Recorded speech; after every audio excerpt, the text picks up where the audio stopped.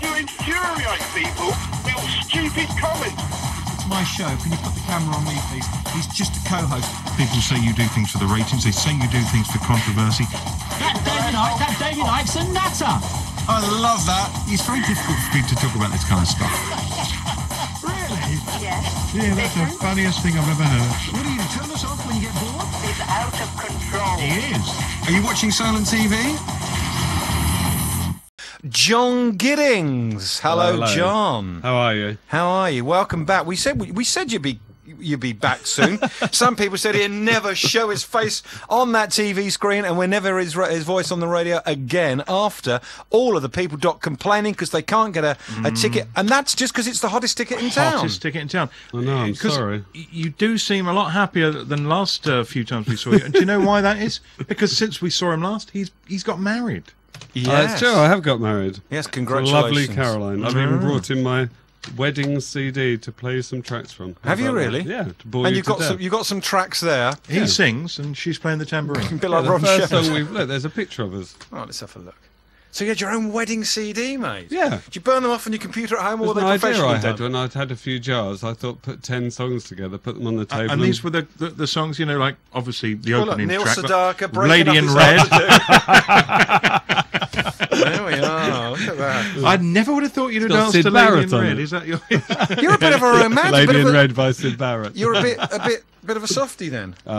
It's a rumour. So how come we didn't get invited to the wedding? Is that because we're more acquaintances than friends? Because it was in England. Yeah, I didn't know Clifton. you could travel. Right, John. Congratulations. Within, is it 5 or 6 years? Is this the 6th? This is the 6th year. Right. So within 6 years, you've gone from a small festival now to one of the most important festivals in the year, and you've got the Rolling Stones. So first of all, congratulations. Thank you very much indeed. We are very, very proud and humbled to get them. It's phenomenal. Well, can I just say, Doc, before you say it, from the man who once brought Chicory Tip to the Isle of Wight to the man who's bringing the Rolling Stones to the Isle of Wight, you must be... You're handing me that baton. Unlike the Rolling Stones, they weren't chirpy, chirpy, cheap, cheap. No, that was middle of the road, you I fool. can't believe it, actually. I can't believe we've made it happen, but we were really lucky. Tell us, for those like me who have not heard, how did that come? How did you actually? You said to Mick, what you're doing in June? Yeah, how did it happen? How it happened was that we were actually very lucky that last year Keith Richards fell out of a coconut tree and harmed himself. So we had to cancel, I think, about 15 shows in Europe. So the group didn't want to just dump them. They wanted to go and play for those audiences. So I saw an opportunity when we were rescheduling those dates, not rescheduling, rebooking them because they were different places and stuff. But for this year, they were going to do 15 shows, but they wanted to do 20 to 25 shows. So I thought it would be interesting to ask them to do the festival and to get them to do Slane Castle in Dublin, which they'd never done, to do some interesting things they'd never done before. And luckily for me, they jumped at the opportunity. Because They the thought it was Stones a great don't play idea. festivals, do they? They've Usually. never played one. The press said that they played the Nebworth Festival, but that was their own show. It was a one-day event. And of course, people, the listeners and viewers wouldn't know this, but we do know when that happened, when Keith fell from the tree, you were then already, you know, one of the world's busiest men. You had to sort out the massive logistical nightmare that is, we can't do these shows that were all due to Yeah, it take happened place. just before last year's festival. So they actually. kind of, exactly, so you're already busy with this one and dealing with the council and all the various bodies and authorities. You had to kind of pick up the pieces. I'm paying someone money to keep him on the ground for the next 2 months. Does that mean, though, that they kind of owed you one, the Stones, knowing that you No. had all that extra No, work? not That's at just all. your job. That's my job. That's what you do for a living. I don't think they owe me one, definitely. I think it's great for the festival, and I think it'll be great for them. I think, you know, they'll tear the place apart and it'll go down in legend. Well, I saw them at Twickenham last year, and they were... last thing at the time I'd seen them before that was '89 on the Urban Jungle Tour, which came to Wembley and was then called another name, but it was the same tour. And to see them last year, they are just as good as they've always been, and you can just tell they're enjoying it, but they're working hard, aren't they? They're definitely better than they ever were. They're just still in their prime. They can cut it more than any other band I've seen. They've just got it on stage, you know. I don't know what it is. It's charisma, it's ability to play, the musicianship. It just all gels. And they got the back catalogue, let's face it. Yeah, they've got the songs That helps, to deliver the it. songs, yeah. But they're experienced at performing to 60,000 people. Do they? And apparently, you never know what you're going to get with them because they rehearse so many songs for a live show. Yeah, you might they've think you rehearsed know this- 150 songs, so they choose the set that they want. What are you poking him for? No, I was trying to Yeah, encourage him fine. to Look- remember look there at was the- a... Well, you wanted to camera. look into His mother-in-law. She wants to see him. yeah. She hasn't got Sky Television. Oh, No, we'll send her a we'll talk about DVD. DVD. Hello, Mum. Buy a Sky, John. You can afford it. Get the woman a dish. We'll club together. I mean, Right, 01983822002, 01983822002. John Giddings is here, and John, there are a large amount of unhappy islanders, and it's not all your fault, of course. You could only sell so many tickets, and as we've said before, just because you live in Wembley doesn't entitle you to a ticket to the FA Cup final. If you live in Wimbledon, you shouldn't have an unfair advantage on going to see the tennis. Someone in Coventry, Aberdeen, the Isle of Wight might want to see it. This is the situation we've got now, isn't it?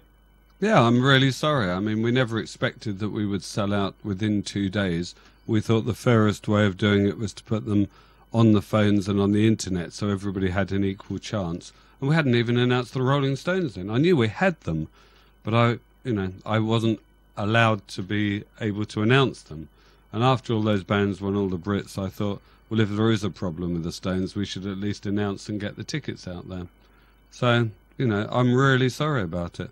The one thing that might be possible, and I say might, is that we get a license for a limited capacity, and the capacity includes the policemen, the people who sell the hot dogs, the security. and there men. are thousands of those There are people thousands on the site, of yeah. them, thousands more than you would imagine. So if for any reason we can cut that figure down, it would mean that we could sell a few more tickets. And if we could sell a few more tickets, I would certainly sell them on the island, prioritise the island. Would you? A little Yeah. more quietly, maybe, so that islanders knew that. Yeah, just something that other So you people pick did. maybe one outlet, say HMV, yeah, like HMV or something. and you would give the date, yeah. and there would be 500, 1,000, 2,000, Do you whatever. think that's a good or a bad idea? Because you might create more havoc. Well, you than see, It's the a thing is, fantastic it's a great idea, but the first 500 people are going to think you're the greatest thing since sliced bread. The people after that are still going to be hacked off. And Don't think we should auction them then. well, the thing is, now you did the auction, right? And you got the county press wrote what I thought was a bit of a negative thing about it. The thing is, John, Yeah, that they you did, shoot but, from the hip. You are used to dealing with some pretty awkward people, I'm sure, in your business, and you call a spade a spade.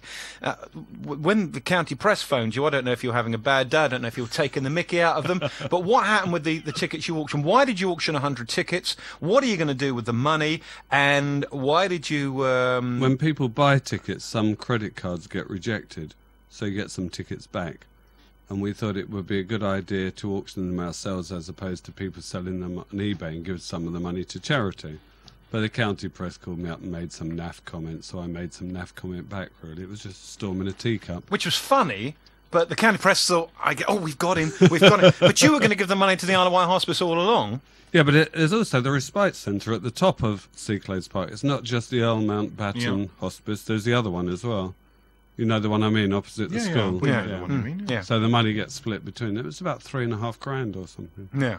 But see, the other thing is, of course, you don't, in a way, you're your own worst enemy because you don't shout about the money you give to charity. So because you're not doing this kind of Jimmy Savile, how's about that, then I'm giving it all away, I'm Mr. Wonderful.